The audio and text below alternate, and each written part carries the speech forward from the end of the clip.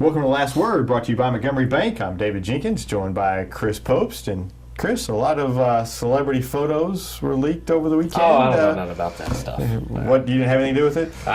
No. I'm surprised none was leaked of me. That's what I was getting ready to ask. Was there? No, mine are safely locked. Mine are safely locked away. No. Nude selfies are just locked away. Just in case, hard times, I'll break them out. But other than that, nobody's getting these goodies. Okay, nobody's gonna see them. Okay. We'll leave that one alone. And we'll go, speaking of goodies, we got some good football that happened the other night. And our game of the week last week, Crowsville-Malden. Turned out to not so much a game at all. I was shocked that Crowsville didn't put up a fight. Yeah, just shocked. That's the thing. I think, I don't know, we're just banking on the Crowsville name now. I'm not sure. Not seeing them in person is hard to kind of gauge what they are, but not scoring against Malden, getting shut out like that, is just that was an eye opener for me. It just kind of told me that Crowsville is a little worse off than we thought. Yeah, I'm not. I don't know what to think Crowsville at this point. I think they're still going to be good, but obviously Malden's at a different level. We'll start with Malden. Malden, obviously we said this was a statement game for them, and they made a statement. Yeah. They definitely made a statement, yeah. And they're going to be good, and they're going to be tough to beat. I don't see anybody in Southeast Missouri that they play on their schedule beating them. Really, I think they roll through the rest of their schedule, and I think they roll through districts and get into the playoffs because, 47-0. Yeah. That's tough to come back from. If you're Crowsville mentally, if you do meet up with them in the districts, that's tough to overcome after they beat you that bad. Mm-hmm. Now, true. All we have to really gauge on right now, like I said, I haven't seen the two teams personally, but just what's matchups. New Madrid scored on Malden first week. They go and steamroll Caruthersville. Just how really, is Caruthersville that bad, or is Malden that good?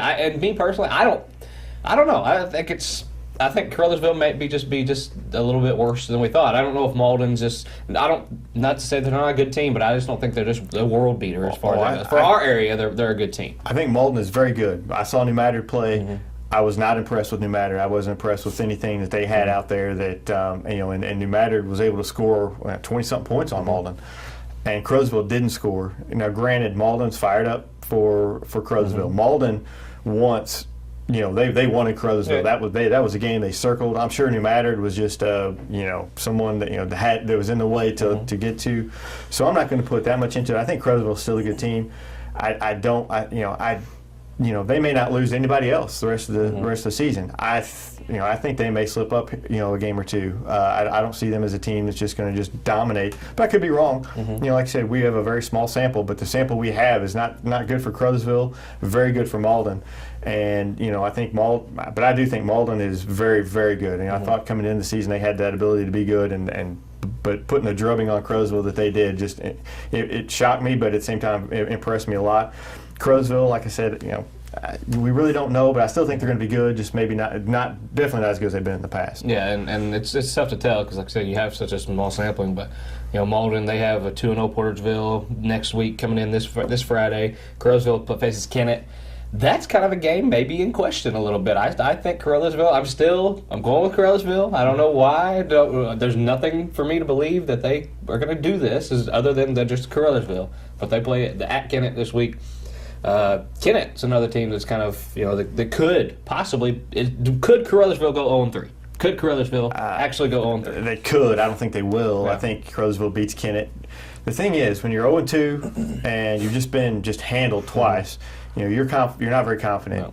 Kennett, on the other hand, is 2-0. They're coming off a huge win. Now, they lost their quarterback. They're playing with a backup quarterback, but they're kind of flying high. They have a lot of confidence right now. So it's a game where Crowsville could lose. I don't think they will. I think Crowsville wins it. I think things kind of establish. Crowsville kind of establishes herself a little bit this week. Mm-hmm. But if Kennett were to win the game, it wouldn't shock me. Yeah. But I think Crowsville wins it. I think Crowsville, there's still talent there. We've seen them year after year. There's still talent there, and they're going to be good. And Malden and Liberty are both state-ranked teams. It's not like they've lost to a couple of teams that are going to be 500. That's true. They've lost to two very good teams. I think Crowsville beats Kennett. That's true. Well, just to kind of recap, last Friday, Kelly just lost a absolute heartbreaker of a game. The first win they was there. It was right here, and then flags went up.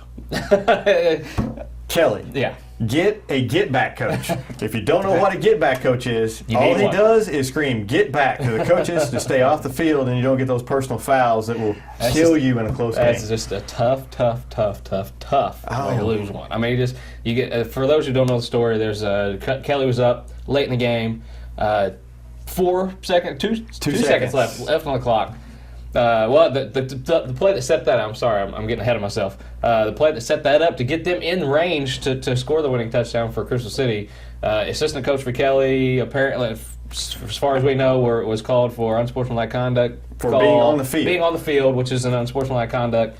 And after a pass interference penalty. 30 yards in penalties, and then they throw a touchdown pass. Desperation Hail Mary, touchdown pass. 2 seconds left. 2 seconds left, lose by 2.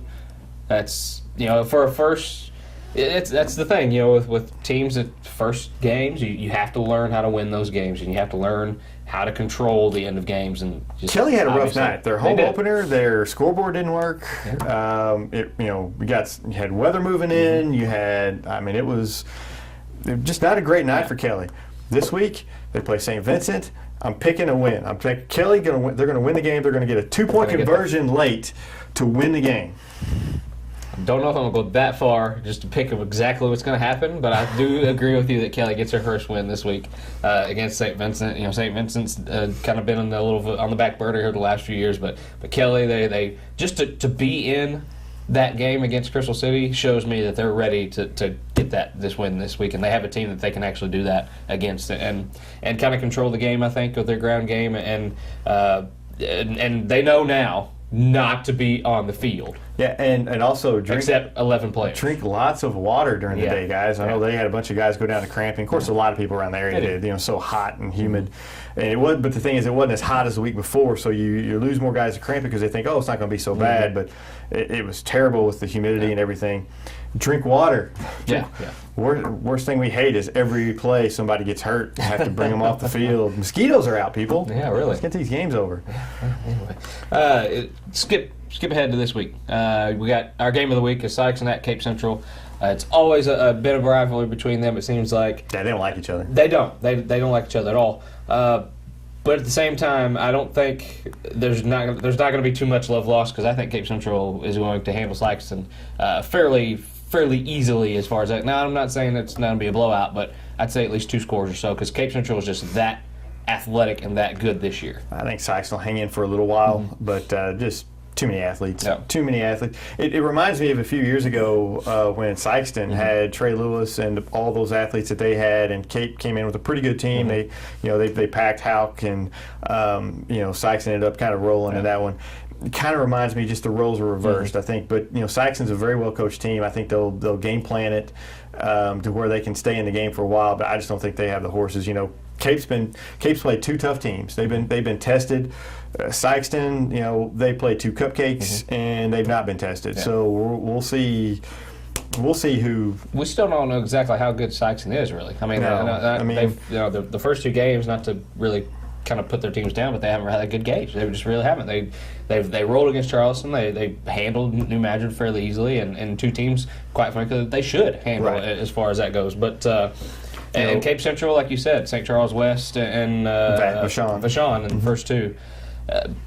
Peyton Montgomery's coming into his own as quarterback. Yeah, he had an impressive game against St. Charles West. And St. Charles West is a very good program. They were in the top 10 up in St. Louis. They were a state-ranked team before Friday. You got Al Young scored 5 touchdowns. That kid is, if he's not the Carr Trophy winner, I'm going to be extremely upset.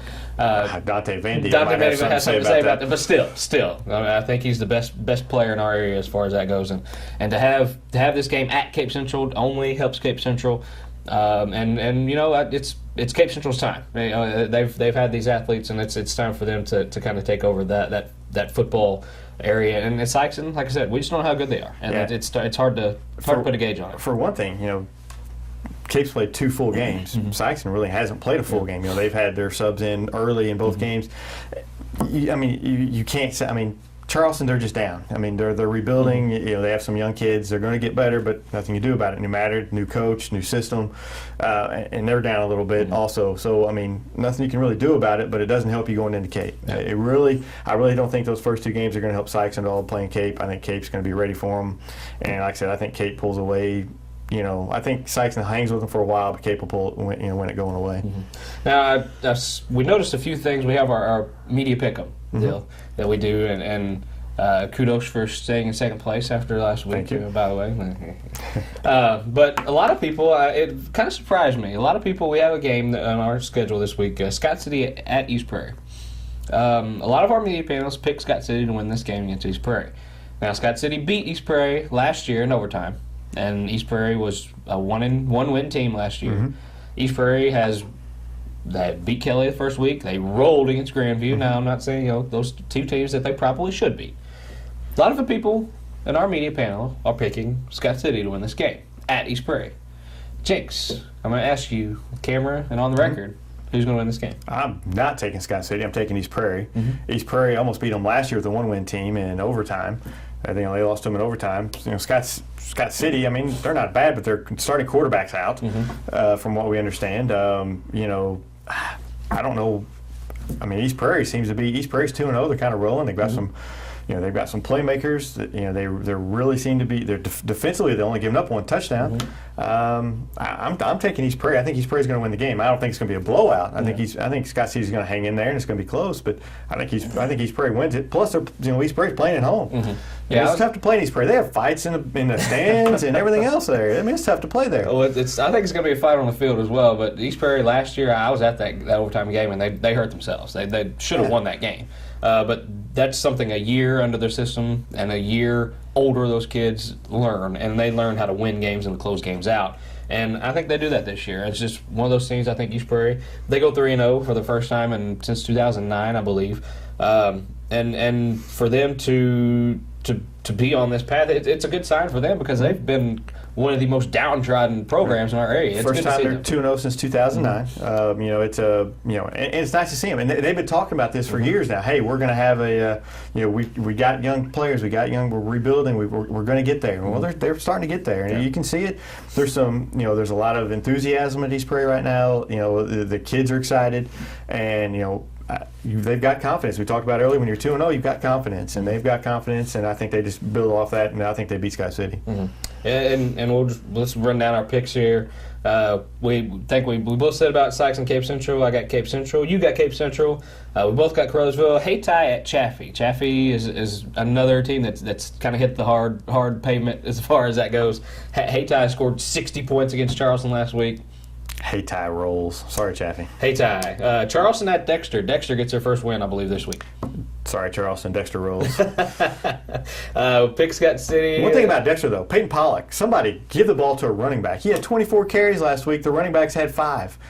Give the ball to a running back. Stop letting your quarterback take so many hits. Good grief. It's good for the first few games, but after a while, it starts to take its toll. You can't take that many hits, though. You can't. Hand the ball off. I think he'll have plenty of handing off to do, I think, in this one. I hope so. He'll have some time off. He might get an early. He might have an early night. He's going to get killed. Jackson at Marquette. Now, I'll admit I don't know too much about Marquette. You said they got blew out by... they got blew out in the first game by Rittner, and then they beat Northwest Cedar Springs, who's always terrible. I'm taking Jackson by a few touchdowns. Yeah, I'm still taking Jackson on the road. Dante Vanderman, I know you're car trophy probably winner, but I'm still taking Al Young.